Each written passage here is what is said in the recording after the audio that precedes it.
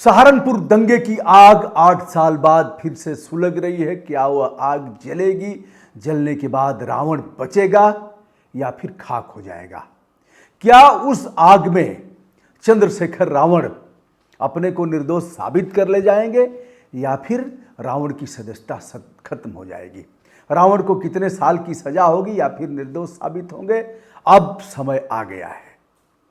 2017 का वह मुकदमा जो आज अब ट्रायल के रूप में है। हाई कोर्ट से चंद्रशेखर रावण को कोई राहत नहीं मिली है। या तो वह सुप्रीम कोर्ट जाएंगे या फिर ट्रायल कोर्ट का सामना करेंगे, जहां गवाही और बयान शुरू हो गए हैं। एमपी एमएलए कोर्ट माननीयों के आपराधिक मामलों का अतिशीघ्र निस्तारण करेगा, ऐसा सुप्रीम कोर्ट का आदेश है। और अब चंद्रशेखर के सांसद बनने के बाद उस केस की सुनवाई तेजी से शुरू हो गई है। क्या है सहारनपुर का दंगा, कब भड़का था और चंद्रशेखर रावण का उसमें रोल क्या था? कौन कौन लोग हैं? रावण क्या उस दंगे की आग से बच पाएगा? एक बड़ा सवाल। लोग उस दंगे को भूल गए होंगे, लेकिन इतिहास समय समय पर इतिहास का पन्ना पलटता है। तवारीख के पन्ने चिल्ला चिल्ला कर इस बात की गवाही देते हैं कि किए गए अपराध का कभी न कभी तो उसका पन्ना पलटता है और फिर चिल्ला चिल्ला कर अपराध बोलता है। मुझे नहीं पता चंद्रशेखर रावण का अपराध किस हद तक है, या कोर्ट तय करेगा। आरोप पत्र दाखिल किए जा चुके हैं और चंद्रशेखर रावण धड़ाम से उनकी याचिका हाई कोर्ट से लुढ़क गई। अब वे हताश और निराश जैसे हैं। सदस्यता जाएगी तो क्या होगा? तमाम लोगों की सदस्यता गई, फिर वापस हो गई। हो सकता है चंद्रशेखर रावण की भी सदस्यता जाए, हो सकता है किसी महापुरुष का बर्दाश्त हो, चंद्रशेखर रावण को वह मरने न दें, उस आग से बचा ले जाएं, यह भी हो सकता है। आइए हम चलते हैं कोर्ट ने क्या कहा और क्या है दंगा सहारनपुर का।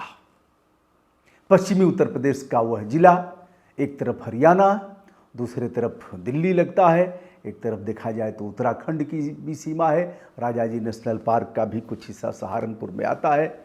और सहारनपुर में दंगा हुआ था, क्राइम नंबर 152/17, जिसमें अपराध दर्ज होता है 9 मई 2017 को। रावण का कसूर क्या था? रावण एक उभरता हुआ दलित वर्ग का नेता, जिस पर लोगों ने विश्वास जताया कि मायावती जी का अब उन्मूलन हो रहा है। मायावती जी अब उस तरह का तेवर इनका नहीं रहा, हमें एक नया नेतृत्व मिल रहा है, तो इस लड़के का सहयोग करना चाहिए। छोटी छोटी लड़ाइयों में भी चंद्रशेखर रावण ने दलित वर्ग का साथ दिया और आक्रामक तेवर और वह भाषण, जिसे उन लोगों ने पसंद किया। और चंद्रशेखर रावण देखते ही देखते उभरता हुआ नेता, उस क्षेत्र का एक जीता जागता तस्वीर रावण की उभर करके लोगों के मानस पटल पर अंकित हो गई। अगर देखा जाए तो 5 मई 2017 का दिन, जब महाराणा प्रताप की जयंती के उपलक्ष्य में एक जुलूस निकाला जा रहा था। महापुरुषों को हमने बांट दिया है जातियों में, वर्ग में, क्यारियों में। राम की भी अब जाति से राम जाने जाएंगे, कृष्ण भी जाति से जाने जाएंगे, कबीर के जाति पर भी बात हो रही है, रविदास को मान ही लिया गया है। लेकिन दोस्त, महापुरुषों की कोई जाति नहीं होती। महापुरुष सभी के आराध्य और श्रद्धेय हैं। लेकिन अब राम को भी कहा जा रहा है मुसलमान हैं।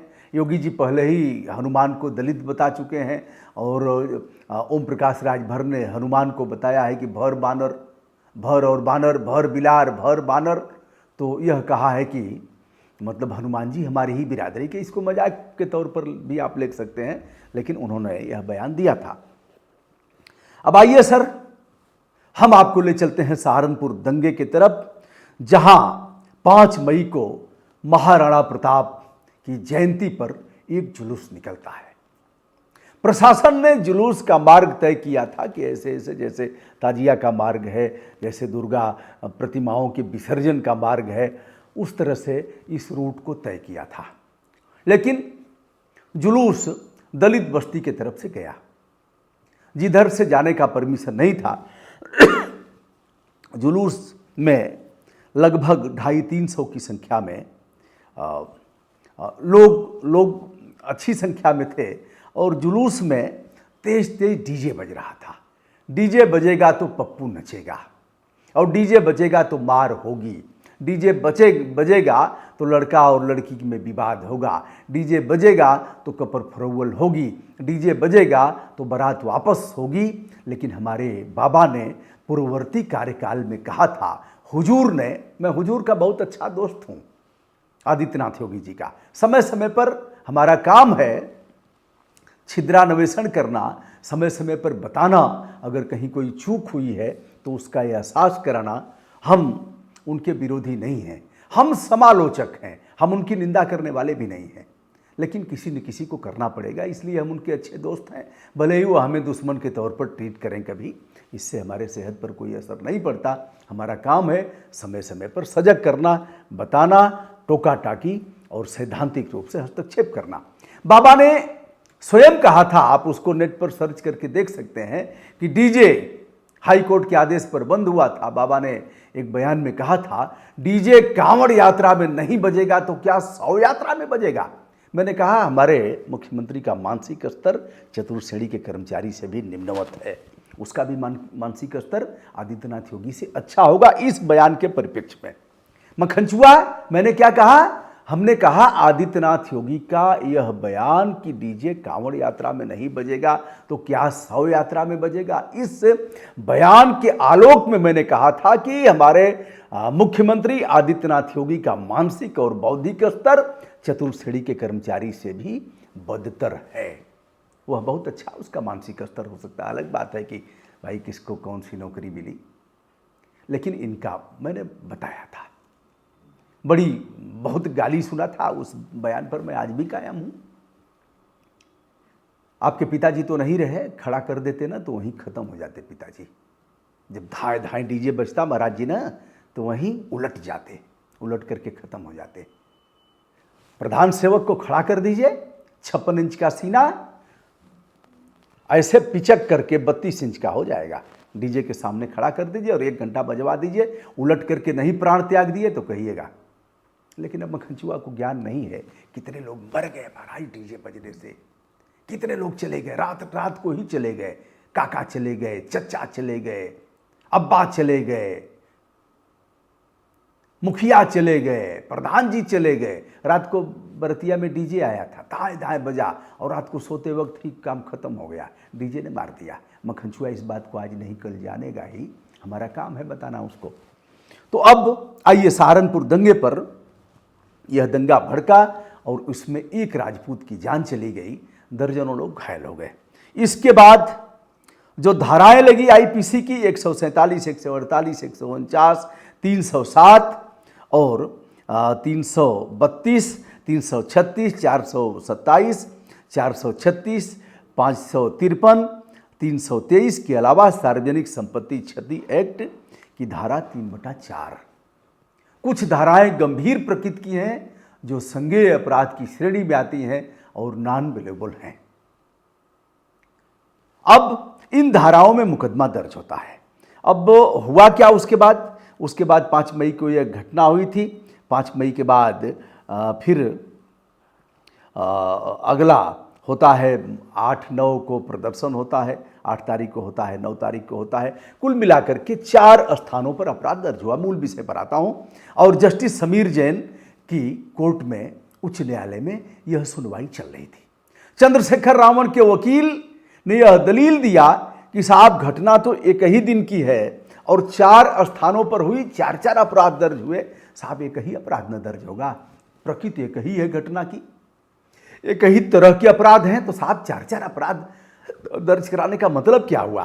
साहब इसको क्वेश किया जाए और आप चाहते हैं तो एक ही अपराध को सुना जाए। उनकी बात में दम था और उन्होंने सुप्रीम कोर्ट और कुछ उच्च न्यायालयों के फैसलों को नजीर के रूप में प्रस्तुत किया। कोर्ट ने देखा और कोर्ट ने कहा कि चूंकि 9 मई का यह प्रदर्शन का मामला है और 10-11 को भी झड़प हुई, बताते चलें, अगले एपिसोड में बताऊंगा कि किस तरह से मायावती जी चली थी वहाँ से दिल्ली से और सहारनपुर आई थी। फिर आदित्यनाथ योगी का तेवर कैसे गर्म हुआ था वो अगले एपिसोड में बताऊंगा। किस तरह से युवा कप्तान और जिलाधिकारी उसकी भेंट चढ़े थे, यह अलग का विषय होगा। जस्टिस समीर जैन कह रहे हैं कि हम अपराध को रद्द नहीं कर सकते। इन दंगों में बड़ी साजिश से इनकार नहीं किया जा सकता। वो यह भी कह रहे हैं कि चूंकि 1 दर्जन घर भी जलाए गए थे, दलित वर्ग के घर जलाए गए थे, बहुत से लोग घायल भी हुए थे, जाम तोड़ फोड़ और फिर आगजनी भी हुई थी, मारपीट में सार्वजनिक संपत्ति का नुकसान भी हुआ था, लोग दहशत में थे। हाई कोर्ट कह रहा है अपराध दर्ज होने के बाद आरोप पत्र न्यायालय में दाखिल किए जा चुके हैं। पुलिस ने अन्वेषण किया और चारों मामलों में उसने आरोप पत्र दाखिल किया न्यायालय में। न्यायालय में सुनवाई भी शुरू हो चुकी है। कुछ लोगों के बयान लिए जा चुके हैं और कुछ लोगों के बयान अब नंबर पर हैं, इसलिए इस याचिका को हम खारिज करते हैं। कोर्ट ने यह भी कहा कि याचिका पोषणीय नहीं है और यह योग्यताहीन होने के कारण खारिज की जाती है। क्या रावण जाएंगे सुप्रीम कोर्ट? क्या रावण को सजा होगी इस मामले में? रावण को यदि सजा होती है, जो नियत सजा का प्रावधान है उससे अगर अधिक होती है, हम एमपी एमएलए कोर्ट पर भी जाएंगे। अगले वीडियो में यह भी बताएंगे कि सुप्रीम कोर्ट को कैसे, किस याचिका के क्रम में एमपी एमएलए कोर्ट का गठन किया गया और क्या इस मामले में चंद्रशेखर रावण यदि दोषी पाए जाते हैं, जिन धाराओं का हमने उल्लेख किया, यह गंभीर प्रकृति की धाराएं हैं, तो क्या चंद्रशेखर रावण जेल जाएंगे तो उनकी सदस्यता खत्म होगी? यदि चंद्रशेखर रावण को कोई बचाने वाला है तो वह कौन बचा सकता है?